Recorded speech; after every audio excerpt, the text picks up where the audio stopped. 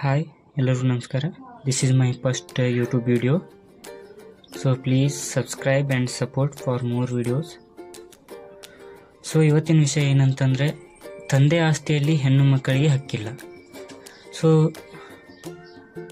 ಯಾವ್ಯಾವ ಸಂದರ್ಭದಲ್ಲಿ ಅಂತ ನೋಡೋದಾದರೆ, ನೀವೆಲ್ಲ ತಿಳ್ಕೊಂಡಿರೋ ಹಾಗೆ 2005ರಿಂದನೇ ಎಲ್ಲ ಹೆಣ್ಣು ಮಕ್ಕಳಿಗೂ ಆಸ್ತಿಯಲ್ಲಿ ಹಕ್ಕಿದೆ ಅಂತಕ್ಕದ್ದು.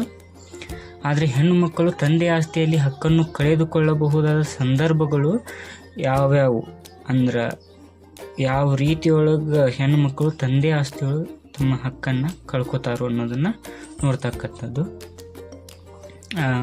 ಮೊದಲನೇದು, ತಂದೆಯು ಜೀವಂತವಾಗಿದ್ದು ತನ್ನ ಪರಿಶ್ರಮದಿಂದ ಅಂದ್ರೆ ತನ್ನ ಸ್ವಂತ ಪರಿಶ್ರಮದಿಂದ ಏನು ಗಳಿಸಿದಂಥ ಆಸ್ತಿಯನ್ನು ಅವರು ಅಥವಾ ಯಾರಿಗಾದರೂ ದಾನದ ಮುಖಾಂತರ ಆ ಆಸ್ತಿಯನ್ನು ಅವರು ಜೀವಂತ ಇದ್ದಾಗಲೇ ಅದನ್ನು ಬೇರೆಯವರಿಗೆ ನೀಡಿದರೆ ಅಂಥ ಆಸ್ತಿಯೊಳಗೆ ಹೆಣ್ಣು ಮಕ್ಕಳಿಗೆ ಪಾಲನ್ನು ಕೇಳೋದಕ್ಕೆ ಬರುವುದಿಲ್ಲ.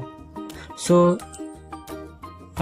ಇನ್ನು ನೆಕ್ಸ್ಟ್, ಇಲ್ಲ ತಂದೆ ಗಳಿಸಿಟ್ಟಿರ್ತಕ್ಕಂಥ ಆಸ್ತಿಯನ್ನು ಅಕಸ್ಮಾತ್ ಅವ್ರು ಯಾವುದೂ ವಿಲ್ಲು ಮಾಡಿಲ್ಲ, ಯಾರಿಗೂ ದಾನದ ರೂಪದಲ್ಲೂ ಕೊಟ್ಟಿಲ್ಲ ಅಂತಂದ್ರೆ ಅಂಥ ಆಸ್ತಿಯೊಳಗೆ ಹೆಣ್ಣು ಮಕ್ಕಳಿಗೆ ಪಾಲ ಇರ್ತೈತಿ. ಸೊ ಇದೊಂದು ವಿಷಯದೊಳಗೆ. ನೆಕ್ಸ್ಟ್ ಅದನ್ನು ಬಿಟ್ಟ ಹಕ್ಕು ಬಿಡುಗಡೆ ಪತ್ರದ ಮೂಲಕ ಅಂದ್ರೆ ದಿಸ್ ಈಸ್ ದ ಸೆಕೆಂಡ್. ಹಕ್ಕು ಬಿಡುಗಡೆ ಪತ್ರ ಅಂತಂದ್ರೆ, ಇವ್ರ ನಮ್ಮ ಮದುವೆ ಮಾಡಿ ಕೊಟ್ಟಿದ್ದಾರು, ಮತ್ತ್ಯಾಕೆ ಇದನ್ನು ನಾವು ಇವ್ರ ಆಸ್ತಿ ಒಳಗೆ ಪಾಲು ತಗೊಳ್ಳೋದು ಅಂಥೇಳಿ ಅಕಸ್ಮಾತ್ ಅವ್ರಿಗೆ ಅವರಷ್ಟ ತಿಳಿದು ಅವ್ರ ಹಕ್ಕು ಬಿಡುಗಡೆ ಪತ್ರದ ಮೂಲಕ ಏನಾರ ಬರೆದು ಕೊಟ್ಟಾರಂತಂದ್ರೆ ಅಂಥ ಇದ್ರೊಳಗೆ ಹೆಣ್ಣು ಮಕ್ಕಳಿಗೆ ಆಸ್ತಿ ಒಳಗೆ ಇರೋದಿಲ್ಲ, ಅಂದ್ರೆ ಹಕ್ಕ ಇರೋದಿಲ್ಲ. ಸೊ ನೆಕ್ಸ್ಟ್ ಮೂರನೇದು ಅಂತಂದ್ರೆ, 2025ಕ್ಕಿಂತ ಮುಂಚಿತವಾಗಿ ಅಣ್ಣ ತಮ್ಮಂದರು ಬೇರೆಯಾಗಿ ಸಪ್ರೇಟಾಗಿ